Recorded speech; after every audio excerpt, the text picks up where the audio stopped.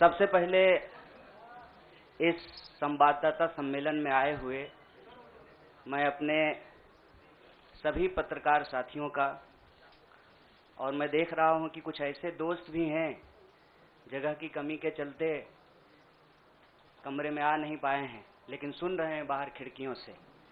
मैं आप सबका स्वागत करता हूं और मंच पर उपस्थित एआईसीसी ऑर्गेनाइजेशन के जनरल सेक्रेटरी रेणु जी, जनरल सेक्रेटरी सुरजेवाला जी, एससी डिपार्टमेंट के चेयरमैन नितिन राउत जी, बिहार के प्रभारी भक्तचरण दास जी, बिहार के अध्यक्ष मदन मोहन झा जी और कांग्रेस पार्टी के ट्रेजरर पवन बंसल जी,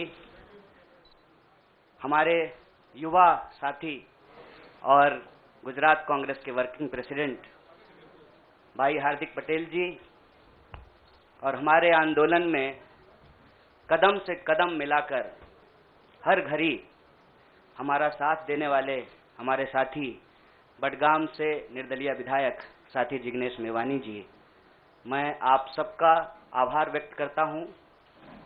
और मैं अपने पत्रकार साथियों से कुछ चीज़ों को लेकर मुखातिब हूं। उससे पहले आज ये एक ऐतिहासिक दिन है। आज शहीद आजम भगत सिंह की जयंती है। लोग शहीद होते हैं, भगत सिंह शहीद आजम हैं। शहीद आजम इसलिए हैं कि आज हम लोग जहां माल्यार्पण करने के लिए गए थे, शहीद पार्क, वो शहीद पार्क एक ऐतिहासिक पार्क है। वो हिस्सा है फिरोज शाह कोटला फोर्ट का, जहां पर चंद्रशेखर आजाद जी की अध्यक्षता में हिंदुस्तान रिपब्लिकन आर्मी की गुप्त मीटिंग हो रही थी। अंग्रेजों के जमाने में क्रांतिकारी छुपकर मीटिंग किया करते थे। नौजवान तरुण भगत सिंह एक प्रपोजल लेकर के आए कि हिंदुस्तान रिपब्लिकन आर्मी का नाम अब हिंदुस्तान सोशलिस्ट रिपब्लिकन आर्मी होना चाहिए। यह ऐतिहासिक क्षण, वो ऐतिहासिक भूमि और हमारे युवाओं के आइकन शहीद आजम भगत सिंह को हम अपना नमन प्रस्तुत करते हैं। आज एक दुखद घटना भी हमारे जिले में हुई है। वज्रपात के चलते 2 बच्चियों का निधन हो गया है। मैं इस मंच से उनके प्रति शोक व्यक्त करता हूं और उनके परिवार के प्रति अपनी संवेदना व्यक्त करता हूं। दोस्तों, मुझे लगता है कि बहुत कुछ कहने की जरूरत नहीं है।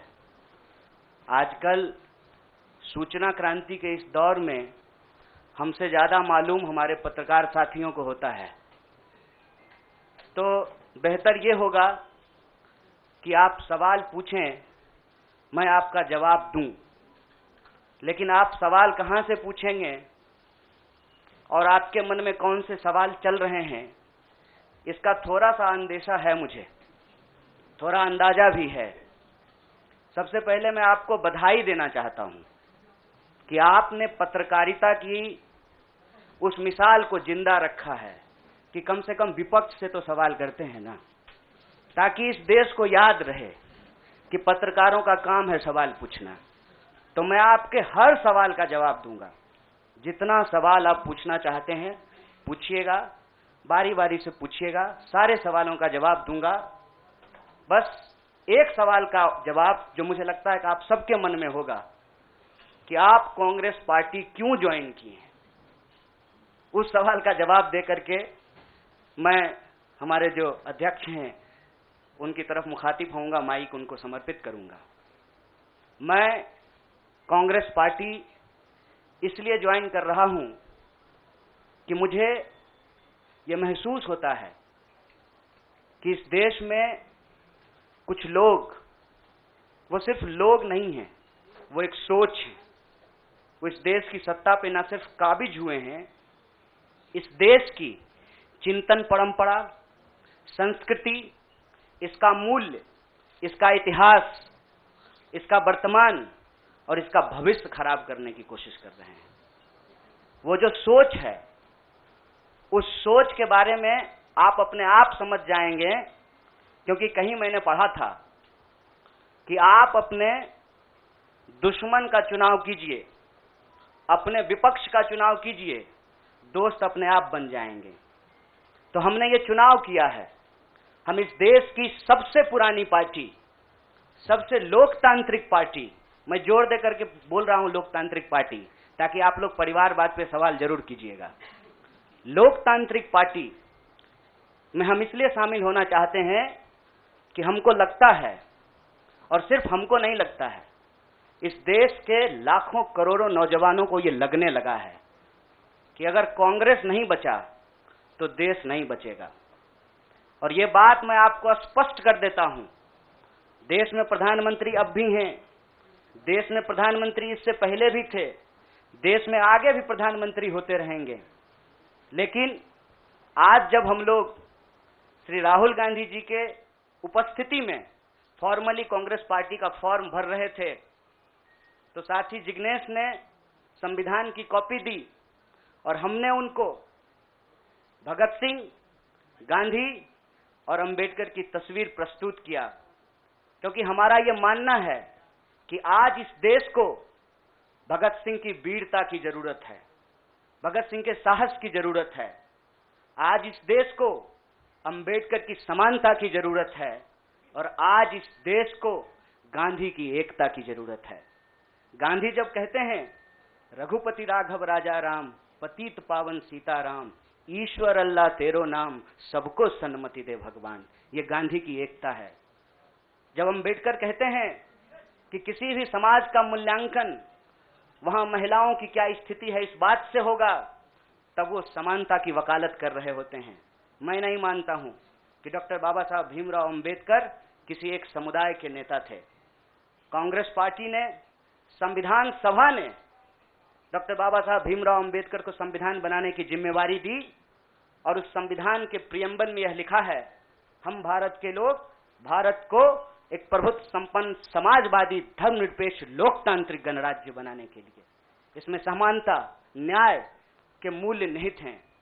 और जब भगत सिंह कहते हैं कि आप व्यक्ति को कुचल सकते हैं, विचारों को नहीं, आप बम और पिस्तौल से कभी इनकलाब नहीं ला सकते हैं, उस साहस की जरूरत है हमको। मुझे नहीं लगता है, मेरे बहुत सारे राजनीतिक दोस्तों को यह लगता है, मुझे लगता है कि यह देश 47 से पहले वाली स्थिति में चली गई है। लेकिन जिनको लड़ना है, उनके पॉलिटिकल इमेजिनेशन में आज भी हर कोई अपना अपना शोरूम बचाने के चक्कर में है। रे भाई, मॉल में आग लग गया है, दुकान बचाओगे?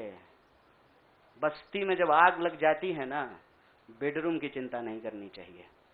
आज हम इस मुहाने पे खड़े हैं कि इस देश के भीतर भारतीय होने की जो पहचान है, जिसमें बुद्ध निहित हैं, जिसमें कबीर निहित हैं, जिसमें नानक निहित हैं, जिसमें हर बार हर दौर में सत्ता से सवाल पूछने का साहस होता है, उस भारतीय चिंतन परंपरा को बचाने की जरूरत है। इसीलिए हम कांग्रेस पार्टी में शामिल हुए हैं कि कांग्रेस पार्टी वो पार्टी है जो गांधी की विरासत को लेकर के आगे चलेगा। कांग्रेस पार्टी वो पार्टी है जो सरोजनी नायडू के विचारों को लेकर के चलेगा। कांग्रेस पार्टी वो पार्टी है जो अंबेडकर, नेहरू, अशफाक उल्लाह खान, शहीद आजम भगत सिंह और मौलाना अबुल कलाम आजाद के रास्तों पे चलेगा। हम जब भी समानता और बराबरी की बात करते हैं, यह कुछ व्यक्तियों तक सीमित नहीं है, यह भारतीय होने का इतिहास है। और इस भारतीय होने के इतिहास को अपने आप में यदि कोई समेटे हुए है, तो देश की सबसे पुरानी पार्टी है। और जो लोग कह रहे हैं विपक्ष कमजोर हो गया है, यह सिर्फ विपक्ष के लिए चिंता की बात नहीं है। यह मैं नहीं कह रहा हूं, कोई शास्त्र, कोई किताब उठा करके देख लीजिए।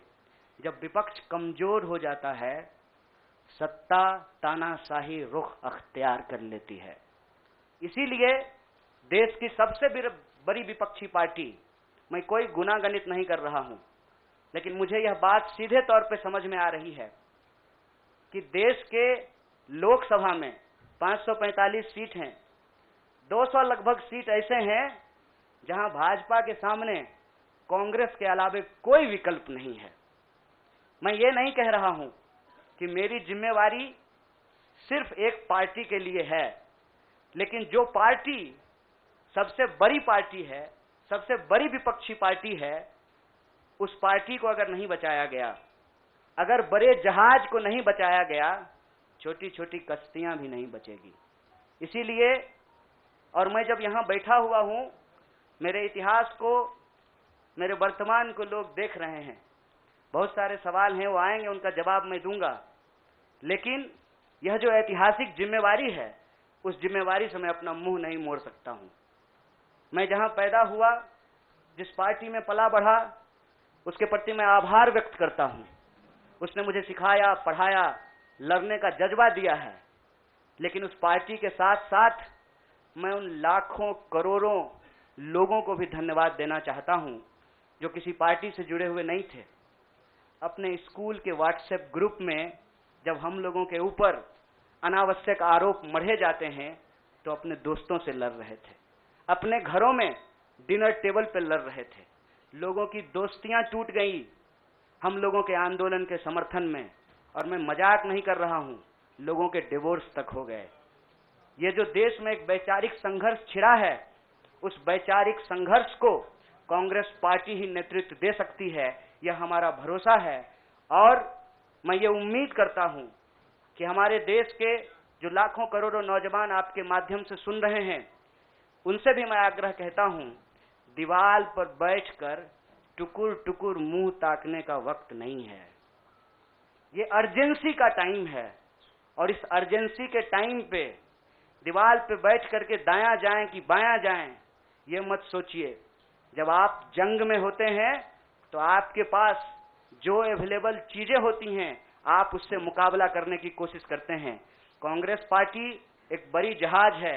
अगर कांग्रेस पार्टी बचेगी तो हमारा मानना है इस देश के लाखों करोड़ों नौजवानों की आकांक्षाएं बचेंगी, गांधी की मीमांसा बचेगी, भगत सिंह के सपनों का भारत बचेगा, और डॉक्टर बाबा साहब भीमराव अंबेडकर की समानता का भारत का निर्माण संभव हो पाएगा। इसी आशा और उम्मीद के साथ मैं इस पार्टी से जुड़ा हूं, और मुझे पूरा भरोसा है कि कांग्रेस पार्टी जो अपने आप को एक लोकतांत्रिक पार्टी कहती है, आजादी के साथ, अपनी पूरी मुखरता के साथ सत्ता से सवाल पूछना और लोगों के हक के लिए लड़ना, भिड़ना, संघर्ष करने में हमारे साथी रहेंगे, हमारे सहयोगी रहेंगे। और ये परिवार संघ परिवार नहीं, वो क्या परिवार जो परिवार छोड़कर परिवार बनाना पड़े, वो परिवार जो आपको परिवार छोड़ने के लिए नहीं कहता है, कहता है कि अपने परिवार में रहिए। अरे महात्मा गांधी कस्तूरबा गांधी को लेकर के अंग्रेजों से लड़ गए, बताइए इनको अपना घर छोड़ना पड़ा। कोई जरूरी है क्या? घर परिवार के साथ रहना है। डॉक्टर बाबा साहब भीमराव अंबेडकर भी अपने परिवार के साथ रहते थे। आप जितने बड़े लोग हैं उनका इतिहास उठा करके देख लीजिए, सब लोग अपने परिवार के साथ रहते थे। वो परिवार छोड़ करके बनने वाला परिवार नहीं। न्याय, बराबरी और संघर्ष के लिए इस परिवार में मैं शामिल हुआ हूं। सभी सदस्यों के प्रति, देश के अंदर फैले हुए लाखों करोड़ों कार्यकर्ताओं को अपना आभार व्यक्त करता हूं। बहुत बहुत शुक्रिया, बहुत बहुत धन्यवाद।